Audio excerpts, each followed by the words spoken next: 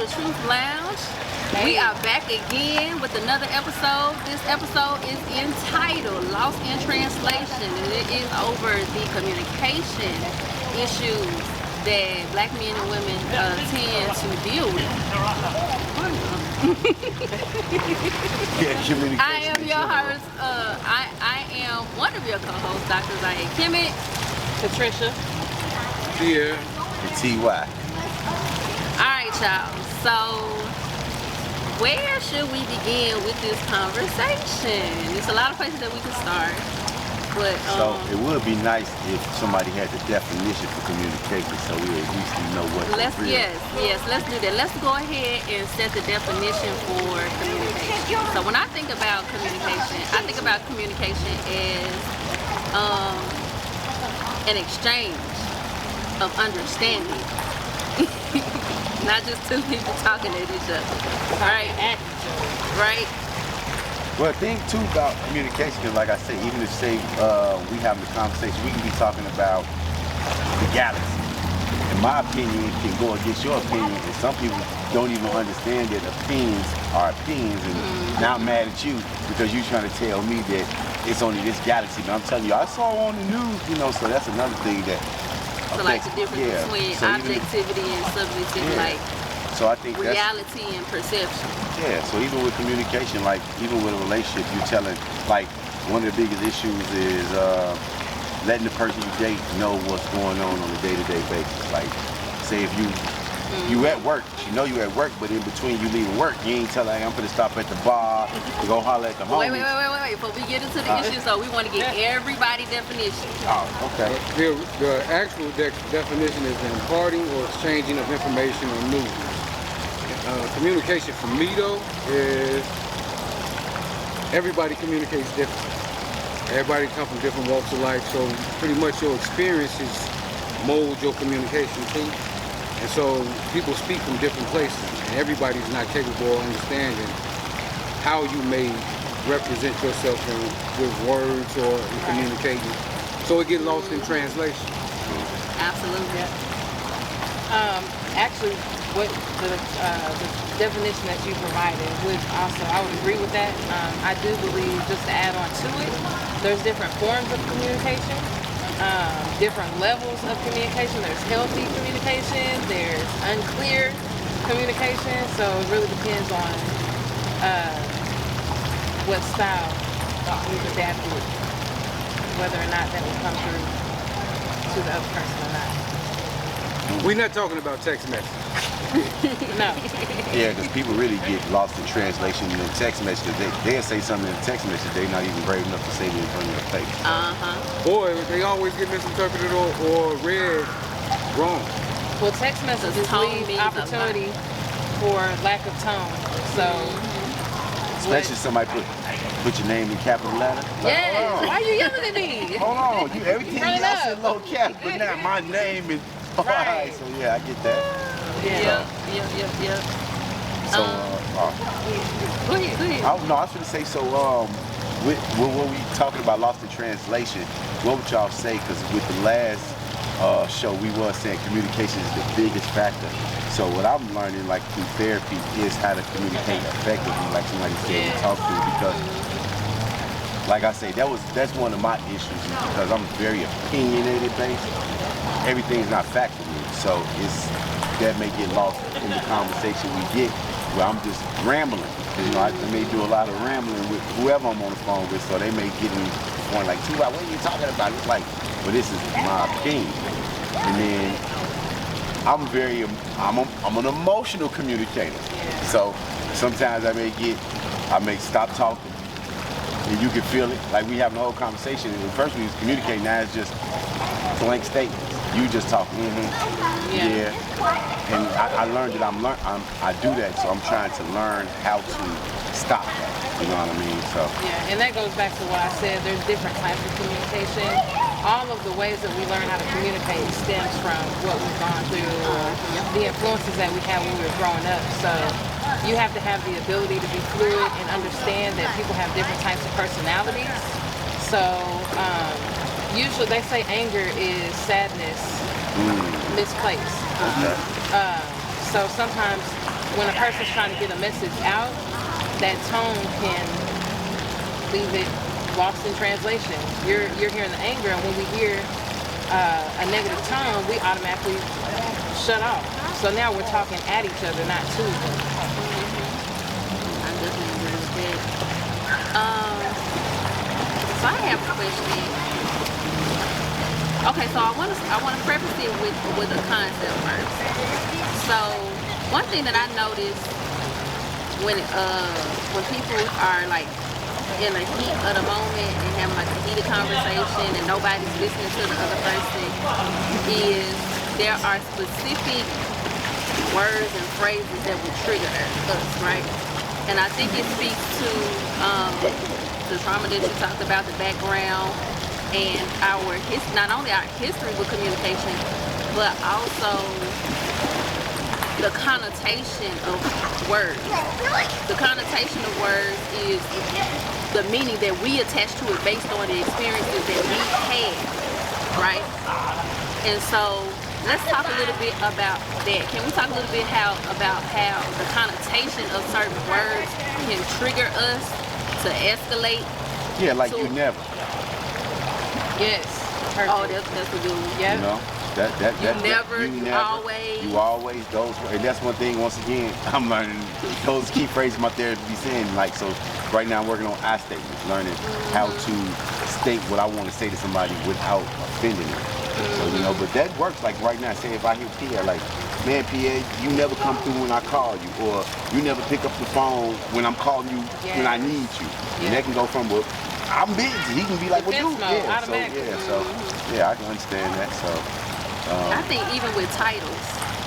as in, So if we talk about it within the context of men and women, masculine and femininity, and those dynamics that we talked about before, terms like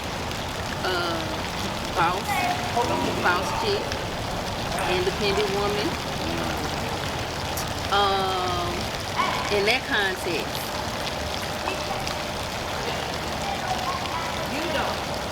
okay, so those are words that I hear men get triggered by.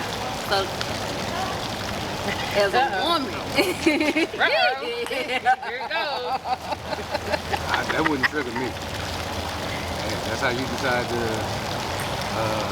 classify yourself as a boss chick, boss woman, whatever.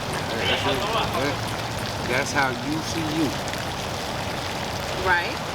And that's so, right. So, and then that's another thing, right? So we also have to, when we communicate, we have to understand that our personal views and our personal opinions don't represent everybody's views and opinions, right? So just because I have had experiences with men in the past who get triggered by those words and put me in a box with those kind of words, don't mean that the next person gonna have, you know, the next man gonna have that same type of response, right? So I think that speaks to emotional intelligence. But y'all wanna add to that? I think a lot of conversation is lost in individual traumas.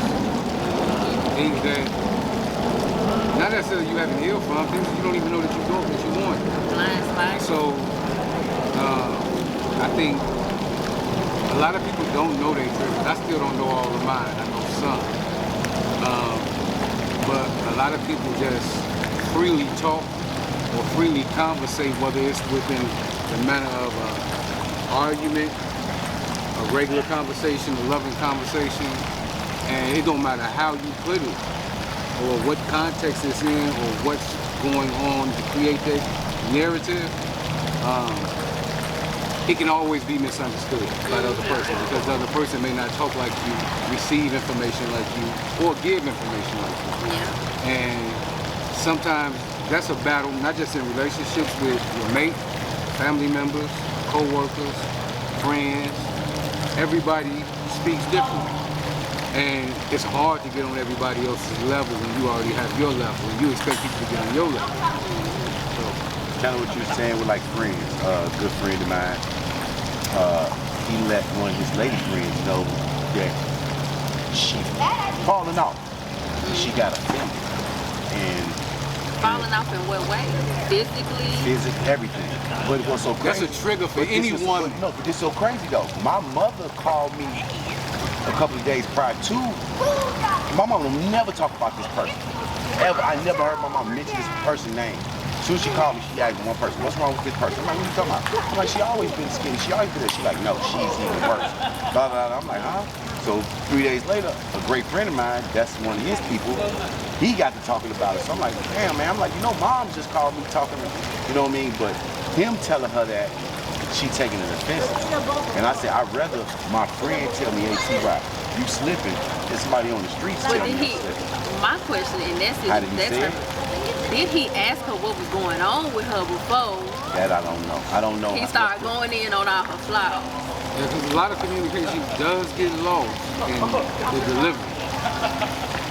So, like, sometimes the way you give it to somebody can be offensive. It may not be offensive to the way you perceive it. It may not be offensive to your ears because it's coming from you, and you know you may be coming from a good place. But the next person can say, this motherfucker taking a shot. Yeah. So, Well, I had to learn that because growing up, you know, in our environment, people, you know, all our environments, you always, even it could be your mother, your auntie, somebody nitpicking you. You do this too much, you do that so much, you get defensive. So that I end up building a wall up around me. So even if you were saying something like, T-Rod, your beard could be shaved up more. I'm like, there's some dude out here with shit right in that. Like, you know, and that became my stance. Like, I felt as though anytime you were saying something, it's like, no. So I had to learn, like, no, they was telling me something, maybe like, hey, T-Rod, you can edge it up a little bit, but maybe they just said it in the way that I need to hear. You know what I mean? So I do find myself being very defensive, even still to this day, and I'm trying my best to catch myself, but it's hard because, like I say, growing up, you always hear people say, like I said, around my friends, I was the first one who used to smoke weed. So growing up, I always hear people say, T-Why you gonna grow up to be a crackhead? You gonna grow up to be a crackhead because they said it was a gateway drug. So now to see where I'm at now and then see all those people that talked about me smoking weed now I'm sitting there looking at them like, hold up, man, y'all, you know, so it's like, the power of life and death in the tongue, the words that people implant in our minds. If we are not in an environment and being reared by people and adults who are constantly implanting those protective barriers, right? It takes a certain level of emotional intelligence as a caregiver and an individual all together. Like, as a caregiver, you have to constantly anticipate what your child is going to have to face going out into the world. What are people going to say to them? What are people going to say about them? What are people going to try to, instill in them? What are people going to try to indoctrinate them with? And who is my child truly? And what words can I use to empower my child on a daily basis so that they have some form of rebuttal and defense and attack that is true to who they are, right? So I think that's one aspect of it. And the other aspect of it is knowing your communication style. You can be assertive, you can be aggressive, you can be passive, you can be passive aggressive. And some ladies I can be passive aggressive because I don't be, they may be on, I may not know it until they be like, well, you just like, because you say something, it's like, yeah, whatever. Like, okay, that's how you really feeling, you know what I mean? But like I say, that comes back from me building up that wall all those years. And then, like I said, from the last person I dealt with, she did a lot of name calling. So even coming from that, like calling you names all the time, it's like, hey, now you dealing with somebody else, it's like, yeah, hold on. I ain't going for that. I stood with that person. It's like, we not gonna do that. So it's like, it is still a defensive wall. Yeah, we really need to be mindful when we're speaking with other people that everybody's going through something. Everybody is going through something. So delivery is important. Like, if you address somebody that had gained weight or lost weight, that person might have an eating disorder. Or something that older women commonly deal with is, why don't you have any kids yet? She might have infertility issues. Or, I don't know, like there's some people that are secretly cutting and considering suicide. You just never know what a person is going through. So what might seem like something harmless, if you say to the wrong person, can be that. I definitely agree with that. Empathy and compassion. Empathy and compassion, I think, are like so important. But you have to be emotionally intelligent. That means you have to tune out of yourself in order to create space to interpret somebody else and like truly understand what they're saying, because the words that are coming out of their mouth may have a different meaning for you, and if you just assume that what they're saying is the meaning that you're grasping from it, then that's where a lot of misunderstanding comes from. It's like it go back to them 5 agreements, being immaculate with your word. When you're trying to deliver a certain message, try to be as precise and compassionate with your language as possible and assertive. But at the same time, as the recipient and the listener, when you're listening to something and you hearing something that's like, oh snap, it sounds like they coming from my neck right now. Or whatever the person is saying is triggering. This conversation is about to escalate because I'm about to go before you get to that point. Consider asking clarifying questions. That's what a lot of people don't do. A lot of people do not, like, they don't ask. What do you mean by this? When you say this, what do you mean by that? On the last one, don't nobody want to feel dumb, because we go back to the emotional intelligence. You don't want to feel like. But it ain't even about feeling dumb. It's just common sense. If I don't understand what you said, then I'm going to ask you for clarity. And if you can't give me clarity in that first time, I'm going to tell you, I still don't understand. True. So if you can't form your words to the point, and I think, personally, me, you can't trigger me if I don't know you, if I don't give a fuck about you. A motherfucker could say, "You a bitch, Pierre." This in Walker. I'm like, okay, well, I'm gonna weigh the option. I can whoop his ass, or I can get my ass whooped. What's gonna happen in this situation? Right, I don't take ass whoopings, so I'm not gonna risk taking the ass whooping, and I don't know if I'm gonna stop whooping his ass, and it's gonna be worse than it's supposed to be. So, or it come in the form in relationships. Sometimes in relationships we have to. Sometimes the best thing to do, I think, and I don't know how to do it.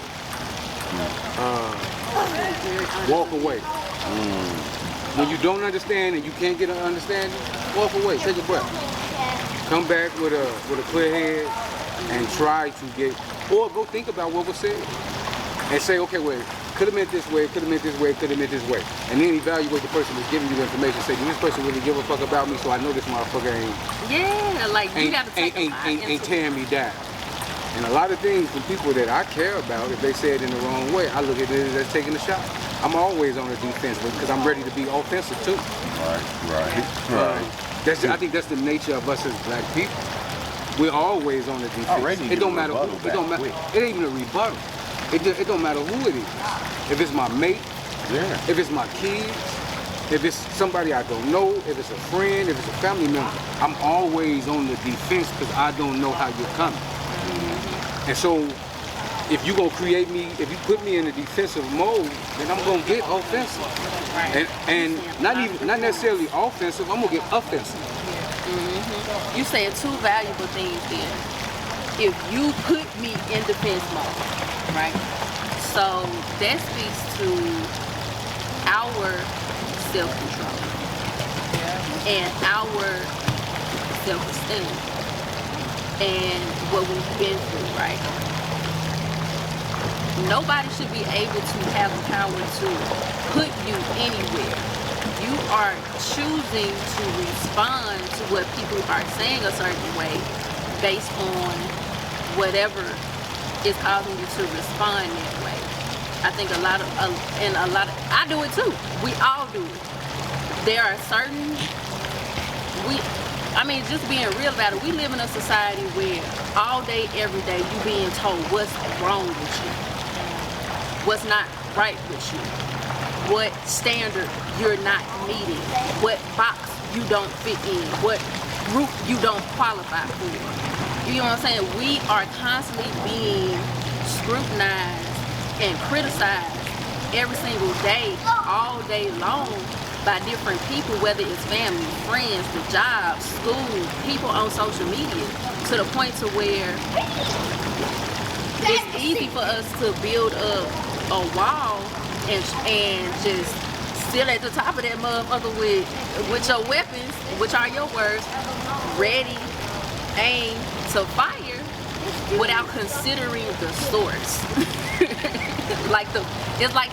It's like after dealing with that for so long, your filter is so gunked up with all of that bullshit that you don't have the capacity and the bandwidth to filter through what people are saying and consider that, hey, maybe that's not what they meant. Maybe I should ask some questions. I am a culprit of that on a regular. I do it with people at work because I feel like, let me see how can I put it. I feel like people don't see me as their equal. If I feel like you don't see me as your equal or your better, and I know I'm your better, if not your equal, I take comments or I take information. I even take pats on the back as sarcasm sometimes because you really didn't think I could do it. In that environment, and it sounds like because you have probably dealt with microaggressions before. Because in a work environment, people can be real nice, nasty, passive aggressive, and make a comment and insult. Definitely. And if you black, right? Look, I had a customer one day, a customer husband. You know, like I said, I do detailing.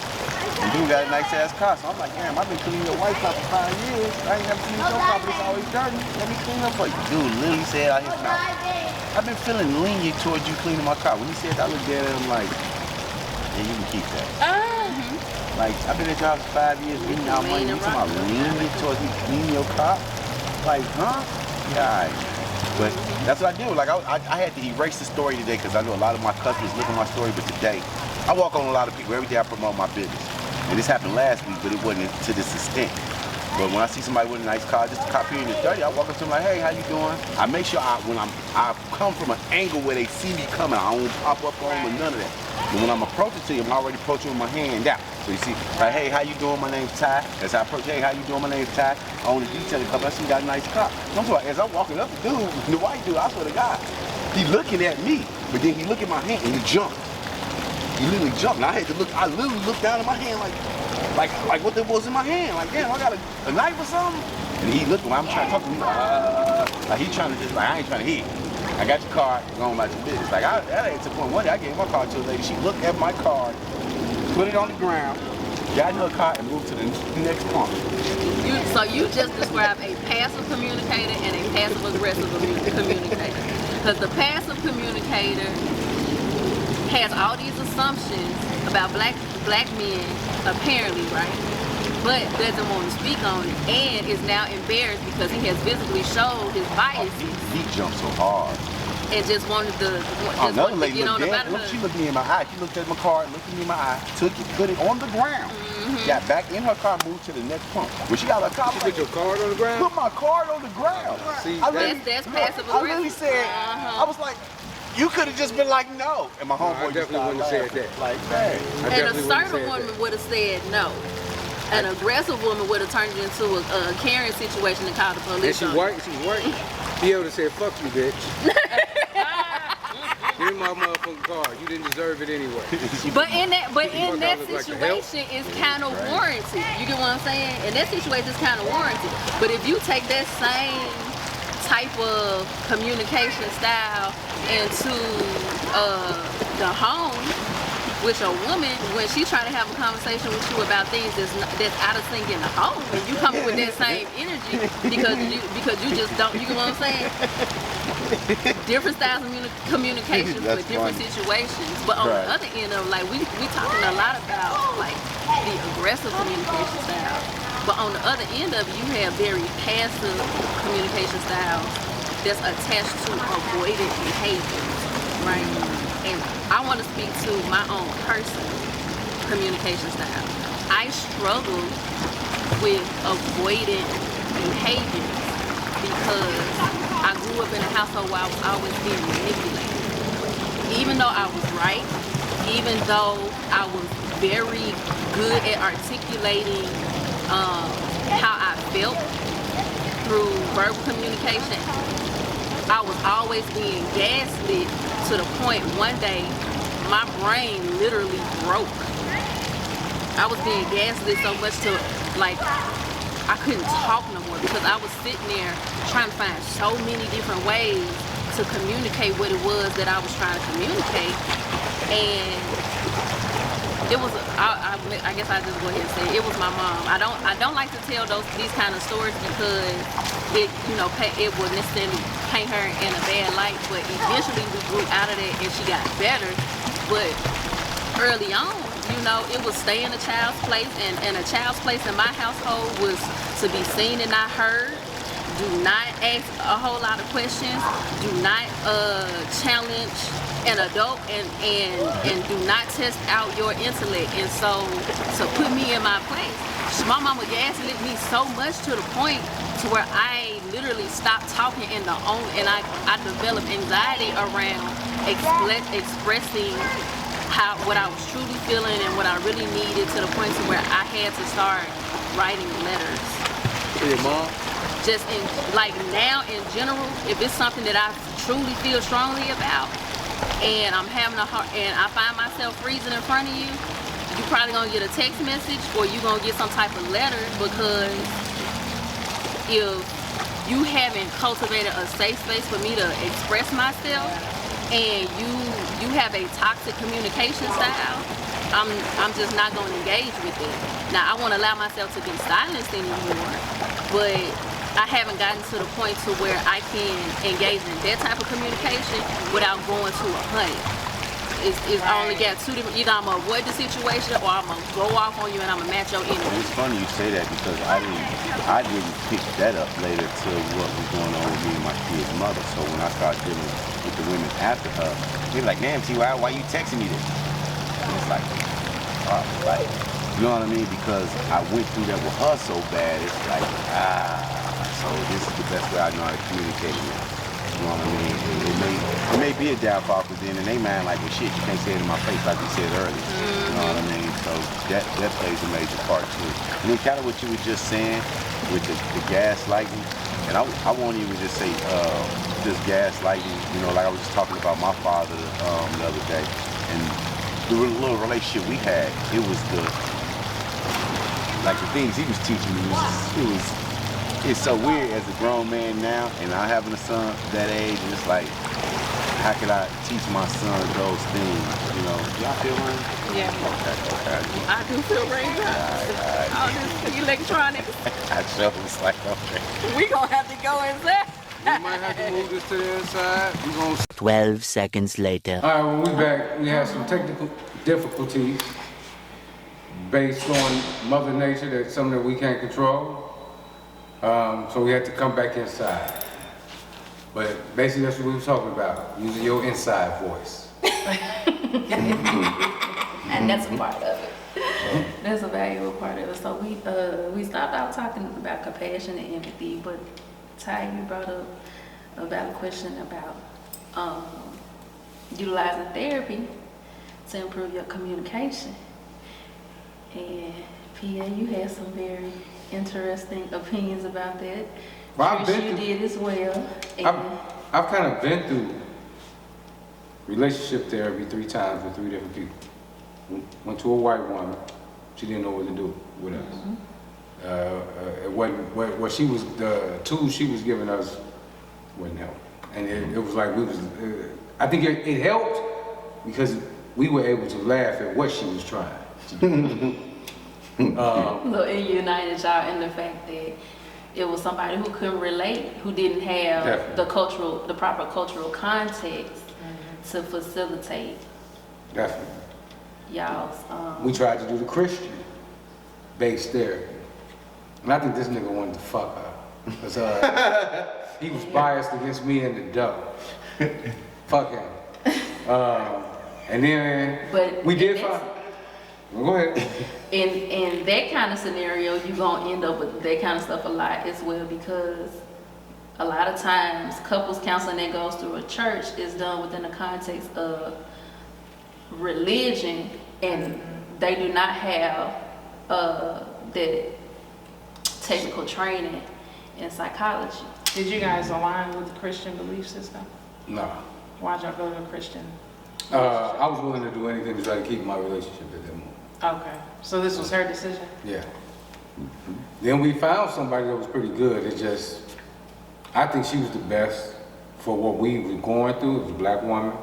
You might have heard of her, Dr. Damn it, I can't remember her name.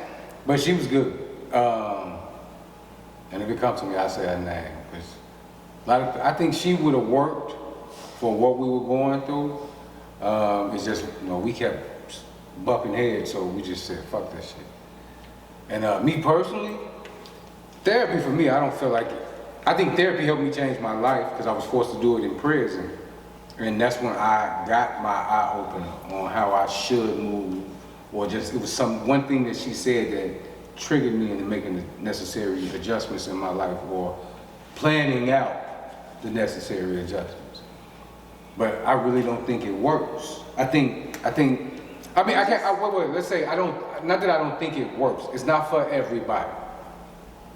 I feel like if I got a real friend in my life that's gonna be honest with me, right or wrong, I should be able to go to that person and get the same thing. Like I use, in all honesty, some of the things you say, and some of the things you say, and some of the things you say. This is my therapy moment. It's a form of therapy, yes. But it doesn't you discount. talking about 3 people who Yeah. value therapy, and one who has actually had training. And like I've had several classes in psychology, and I apply psychology in education as an educator dealing with the adults and the children. I have to study all different types of psychology to deal with them, right? They're all important key components. One, let me backtrack, because one thing I wanted to say, picking a therapist is like choosing a friend or a lover. You're not going to instantly sync. It's a relationship. If that person doesn't have a similar belief system as you, they're going to have more difficulty convincing you of how to break certain habits or patterns. White people, as you said, if you don't have a certain level of connection, or if they don't have a certain level of awareness, there's going to be a disconnect there. So yes, it's like a rate system. If you have a bad experience with this person, 9 times out of 10, it's going to discourage you from seeking services from another person.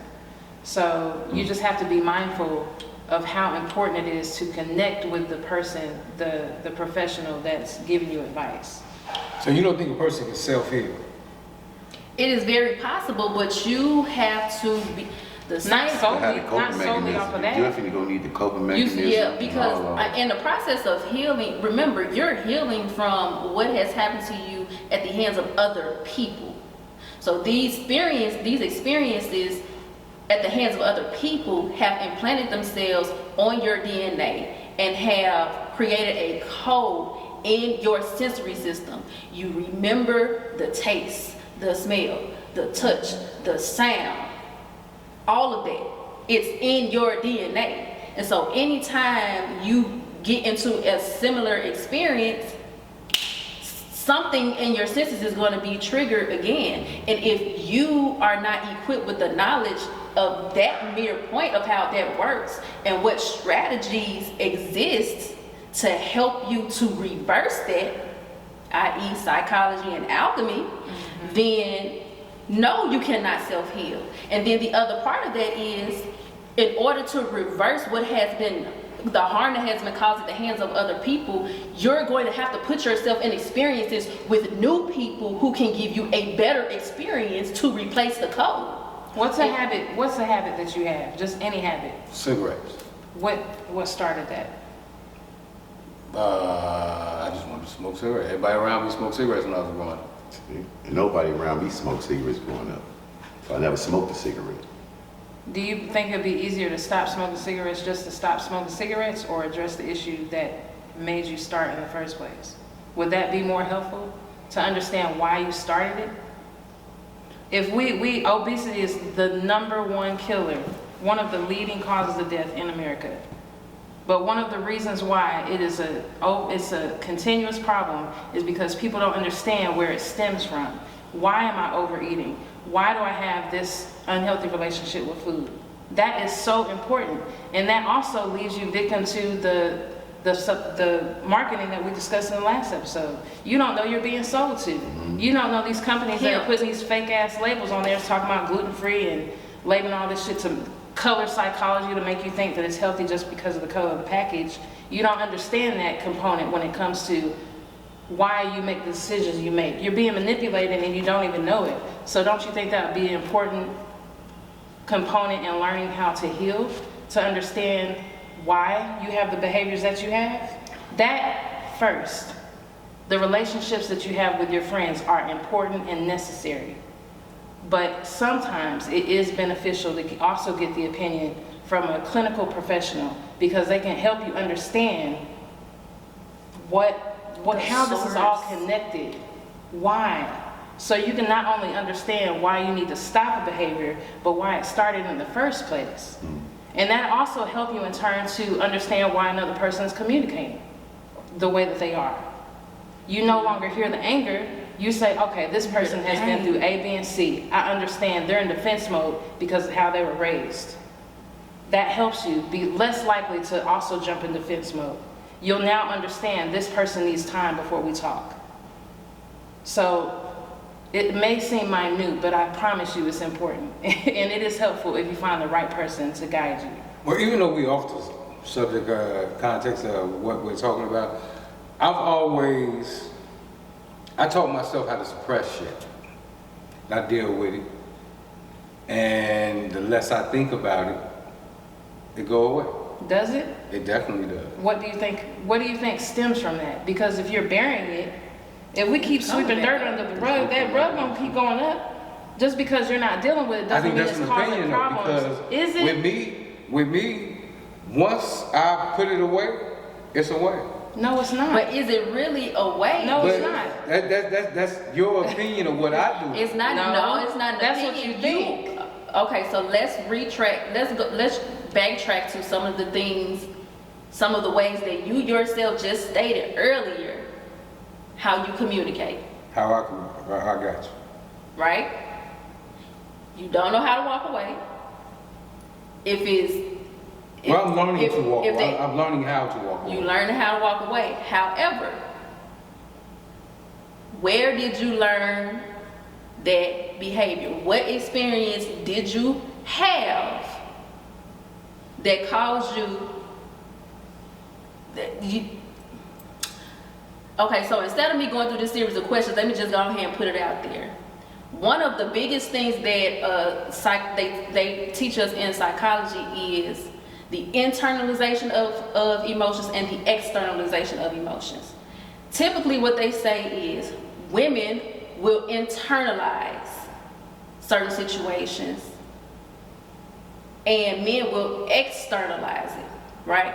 So however that situation registers within you and stirs up in you, if you suppressing it,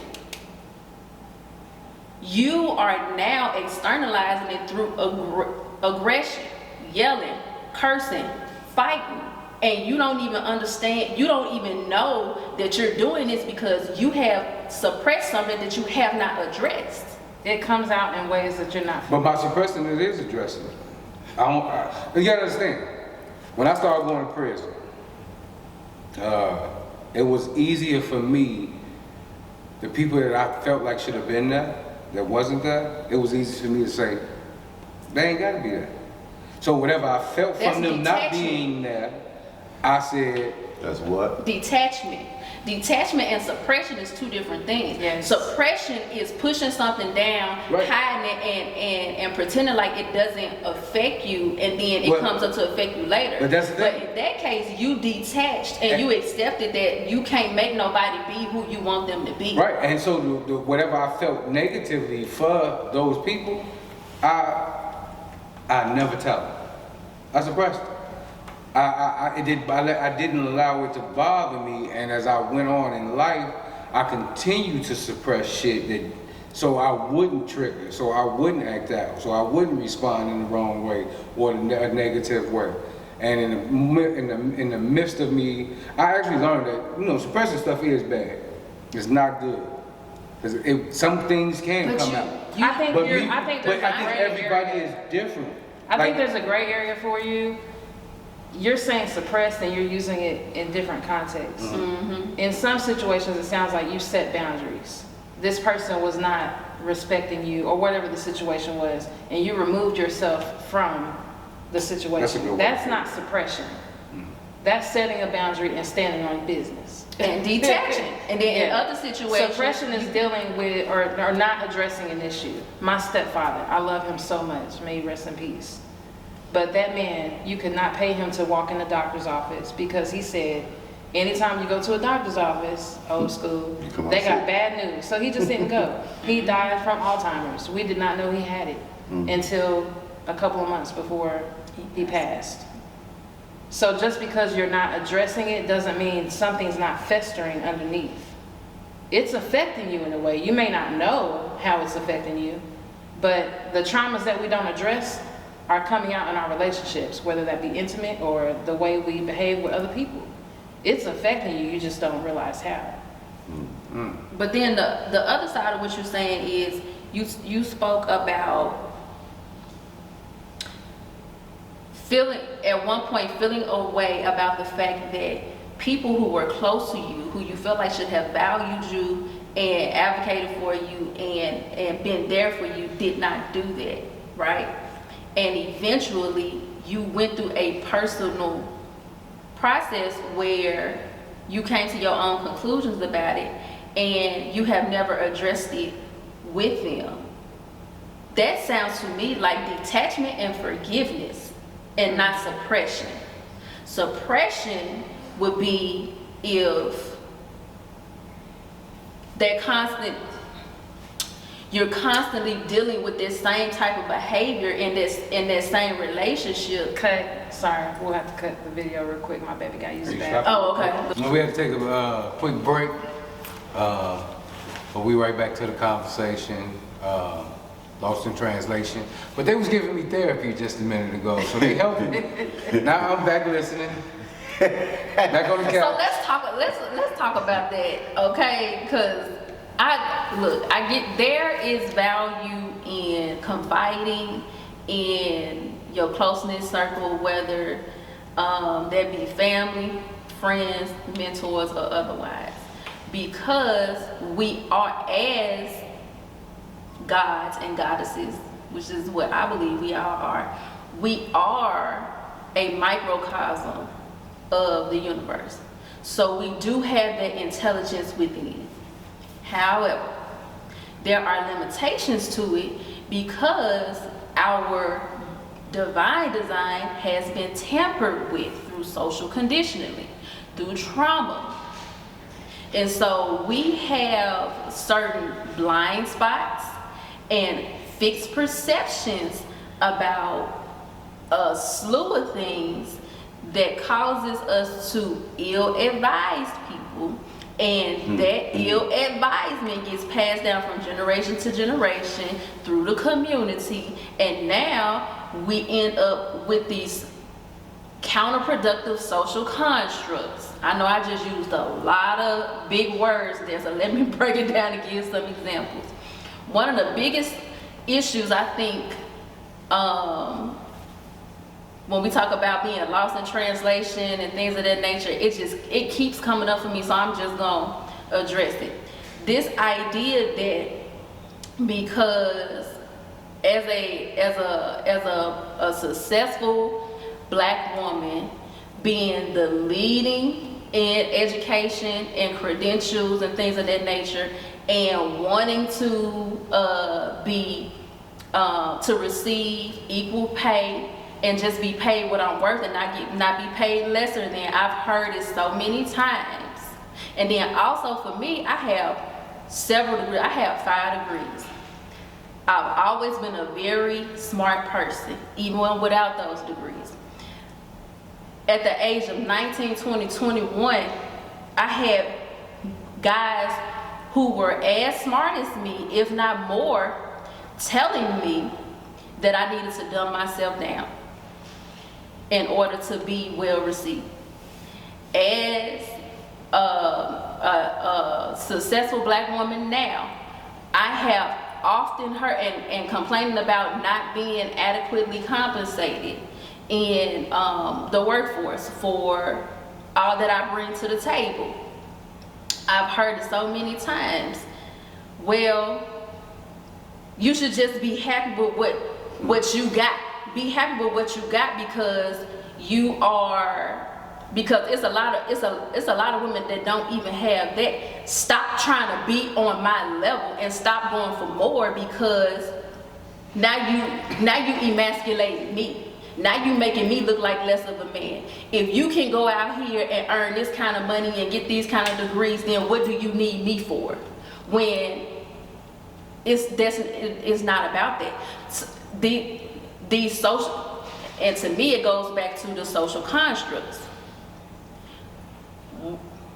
White society has taught our men that their value is in how much money they make, how much they can control, how many assets they have, how many women they have, all of these different things. And then we took that superficial construct and then misinterpreted and just like flipped it all upside down, mixed it up, and created all of these other crazy standards within our community.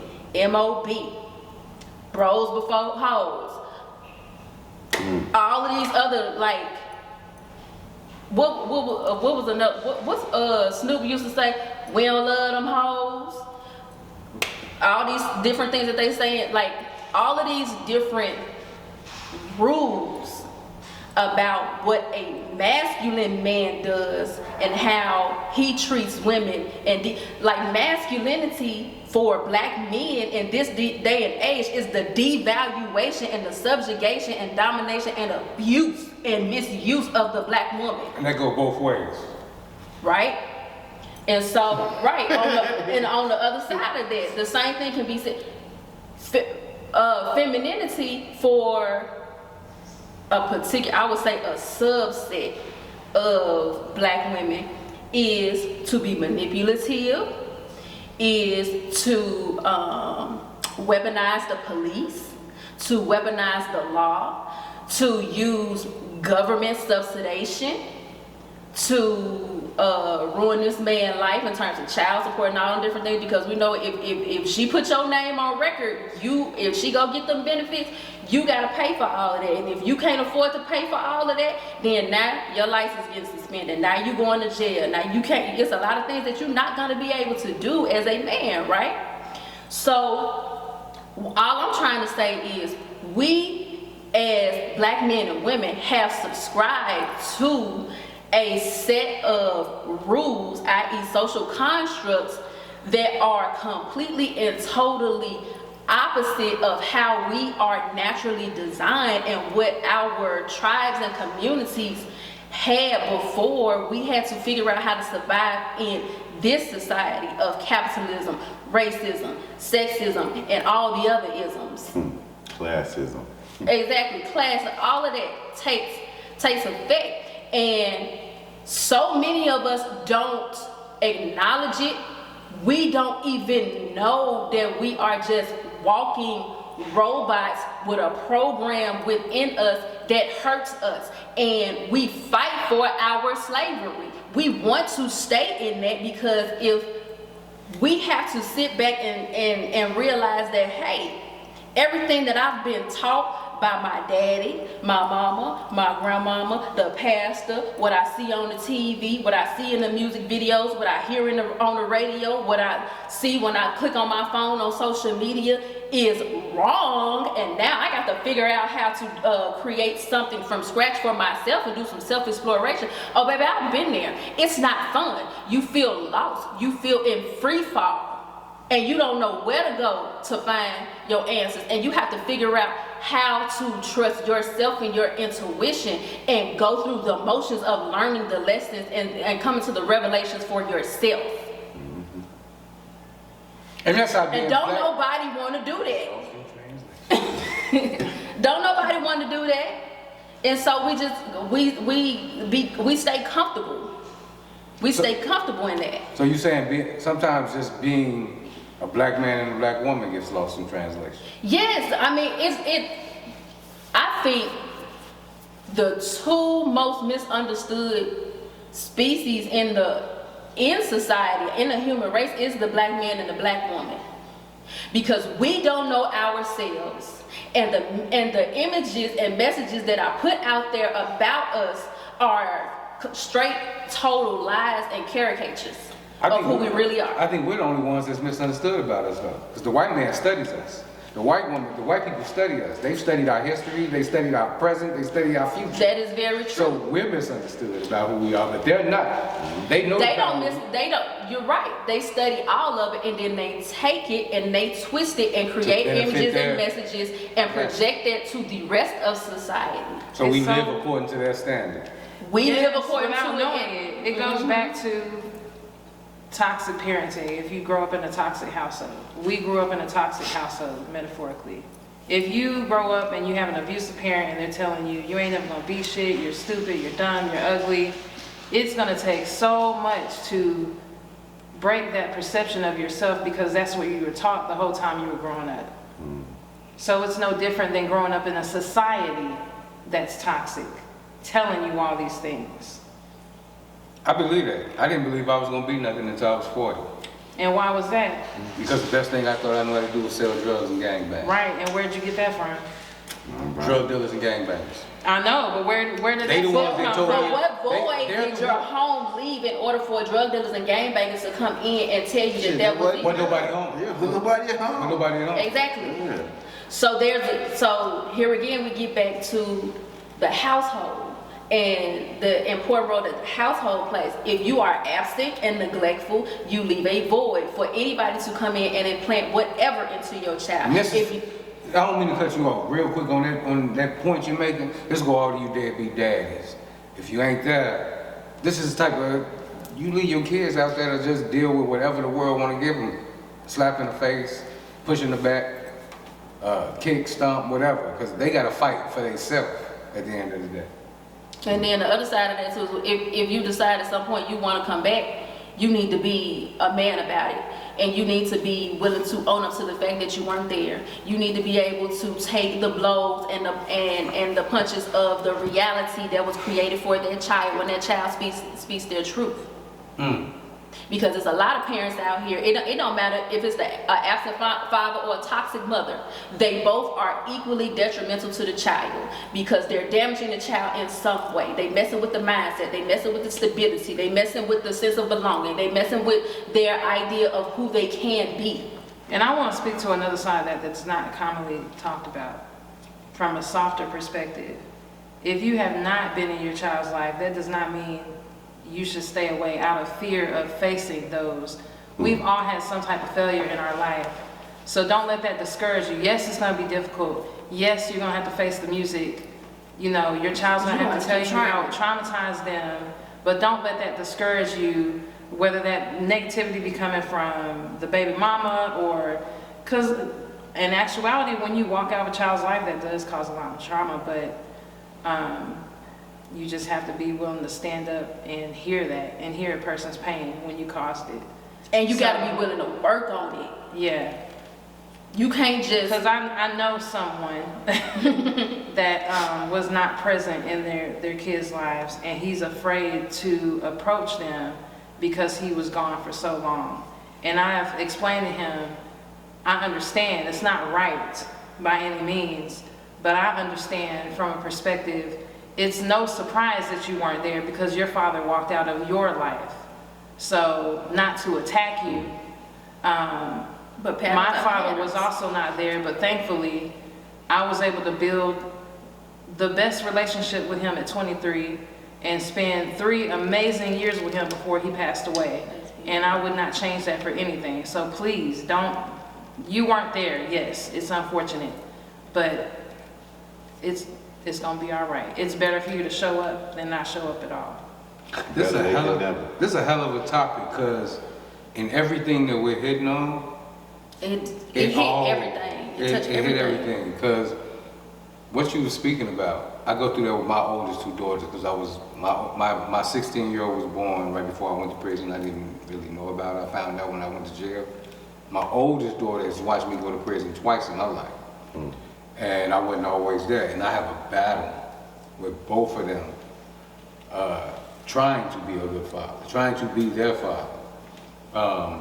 And I know it's some resentment with my oldest daughter, and I just realized there's some resentment with my 16-year-old. And I hate that it's the way it is. I'm to the point where I don't know what to do. I don't know how to communicate with them. I don't know how to sit down and talk to them. Talk to someone that does.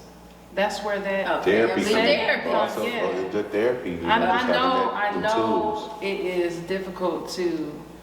Imagine somebody giving you advice. That's another thing too. A lot of I people just don't see myself going to a stranger And that's for the him to thing. Well, tell if me you don't about give him my a life. chance- He hasn't walked my Well, life. If you but that's don't give it a the thing, chance, you it's keep not thinking, gonna but hold work on, out that if part, you don't. but see, he keeps saying somebody that walked my life. Yeah. Walked him. But You that- don't but that's- need no- you don't need you somebody that somebody walk- that walked your life sometime, man. Because like I said, all my friends damn near been through the same thing I've been through, and when I call them and talk about some things, they missing those key points. All they can do is like, I feel you, bro. Sometimes. I understand you, man. It'll get better, man. They can Yeah. give you those things to They make you give feel you good. that short. Yeah, but then somebody actually saying, well, look, this is something you can do one day. Invite your daughter over for a movie night. You know, they can give you those little tools that I probably won't be able, that I wouldn't say. I'd be like, well, man, just give her a call. They're probably like, well, give her a call. Say this to her.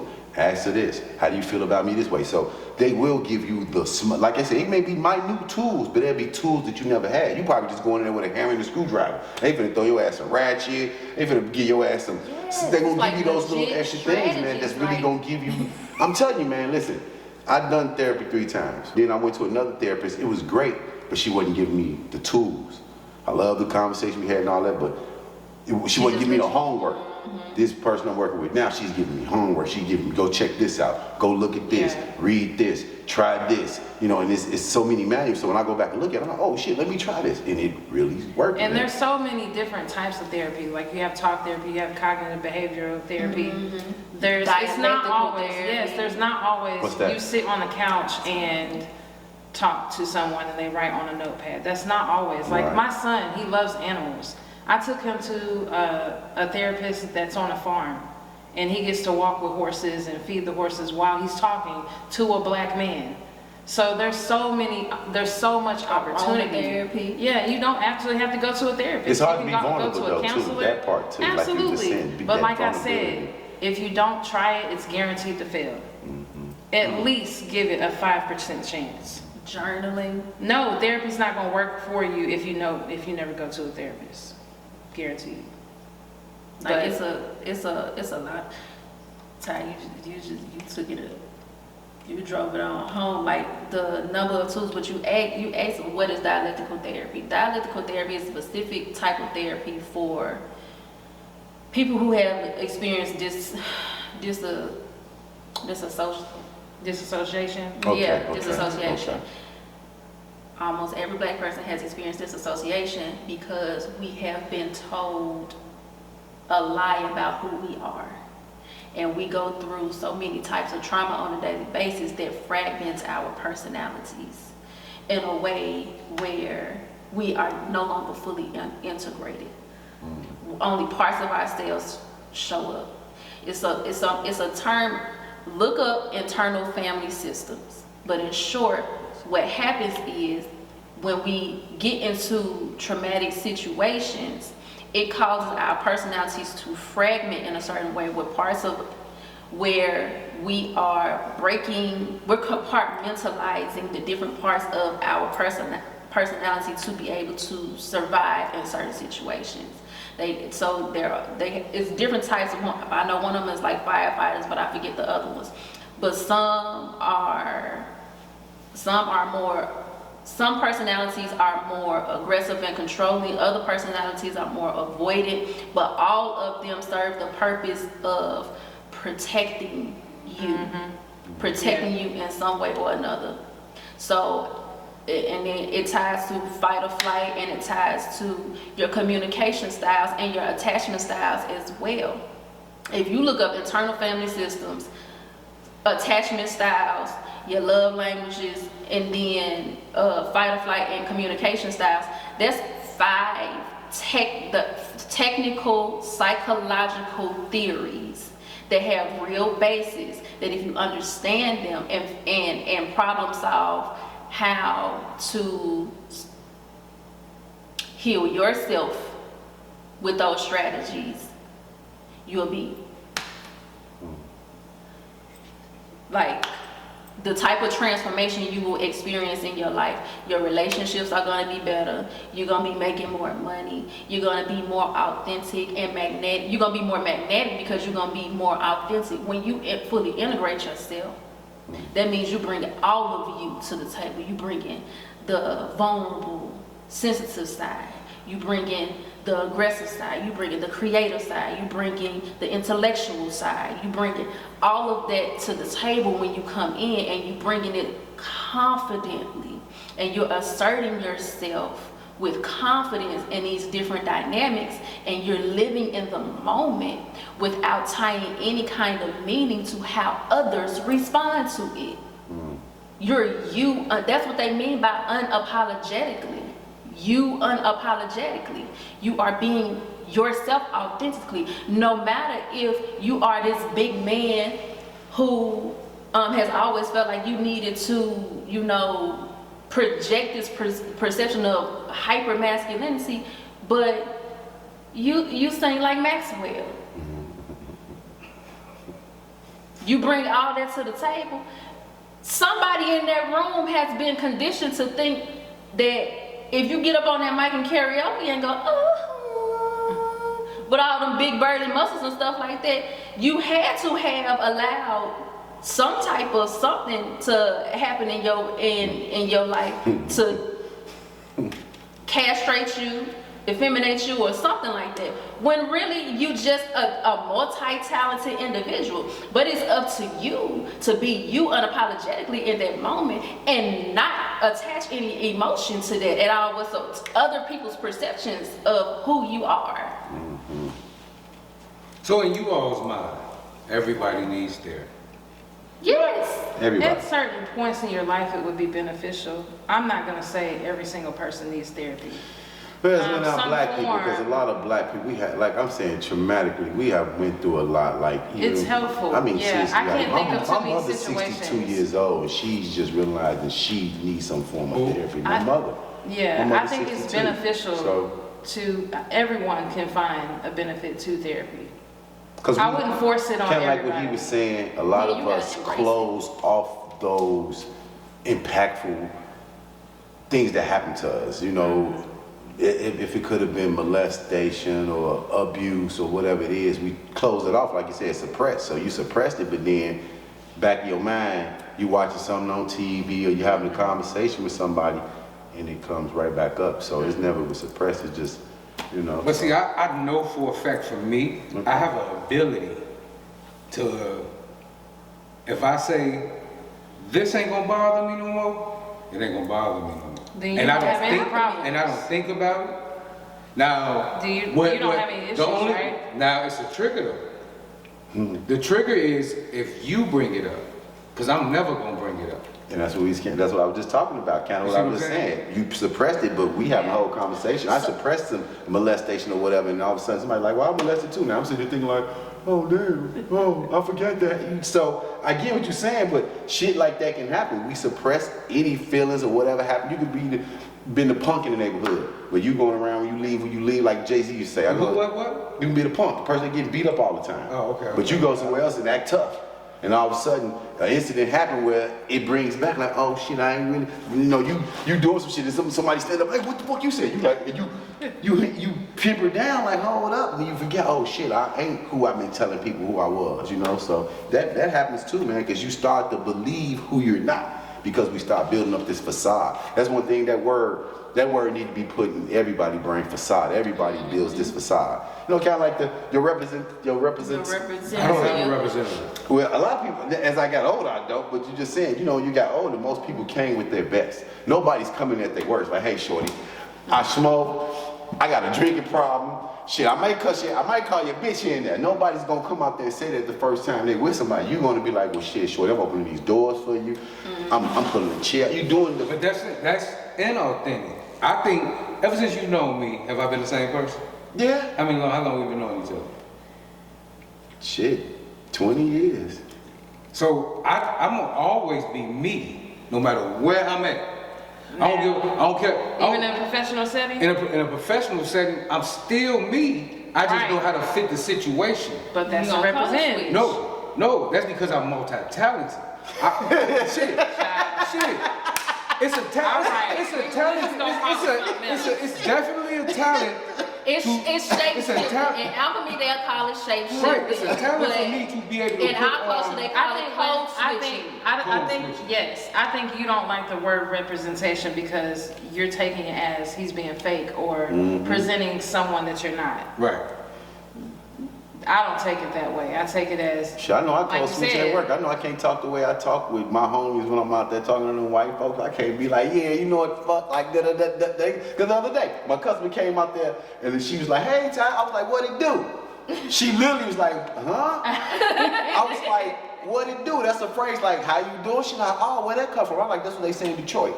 Like, what up, though? She like, I never heard that neither. So, you know what I mean? I have to conduct myself in a way like, hey, how you doing? I can't be like, what up, though? Because I was in rare form when she came out there like, hey, Ty, like, what up, though? She like, huh? So, yeah, I'm going to have to put on that. Yes, anything you need? I can't. Yeah, because we live in a society where that is the dominant language. That is the dominant mode of communication.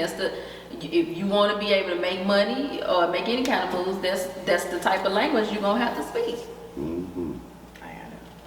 All right, well, go ahead. You can go ahead and take us I on. didn't mean that. No, go ahead and take us on Can that. y'all please, somebody wrap it up. Well, everybody, this is our episode, Lost in Translation. I know we stirred off a little bit at the end, but it still has something to do with communication. So what I want everybody to do, because y'all like to call us and text us. Take them calls and texts, put it in the comments so we can get back with you. Then other people in the comments can talk with y'all too, because these conversations go so much further than here. You know, you can take it to home, work, anywhere. So leave a comment, subscribe, like, follow, share. You know, do those essential things. Anybody else? Well, this is true. The one thing that we didn't mention that's an important tool at the root of all of this, whether it's communication, therapy, relationships, or whatever, is emotional resilience and commitments. You have to be committed to the process. If it's a relationship, you have to be committed to understanding the other side so that y'all can come to a common language. If it's therapy and it's not working the first time and you need the help, you need to be committed and resilient enough to keep searching until you find what works. Okay. Just be open-minded. Yes. Be open-minded. There's a world of opportunity out there. The worst thing that can happen is it won't work, but you'll never find out unless you try. And that's not a direct shot. Because I was once that person. So, and we all have fallen victim, I think, at some point to these stigmas and these stereotypes. So just listen to people that have once been in that place, that decided to venture off and give it a try. Take it from there. You might benefit from it. This is a good place to start. I feel like these type of conversations are a form of therapy. So even if you're not willing to go in a clinical setting, at least be open to the conversation, to open your mind up to a different perspective. I hope everybody that's watching the show take it the same way I'm taking it. I respect the people that I sit with. And I'm not gonna always say I see things open-minded. Sometimes I have tunnel vision. Sometimes we all put blinders on and see things just from our perspective. I learned a lot of shit today. I think this was the quietest I've ever been on any show. I've been listening to learn instead of listening to respond. Can I interject just briefly? I think part of the reason why you're open to that when we talk about the tone of the conversation, because we've built that environment of trust between the four of us. So you know you're not sitting in a room being judged, and we're being mindful. Even though we get passionate at times, we still are mindful to respect one another and not to speak from a place of judgment.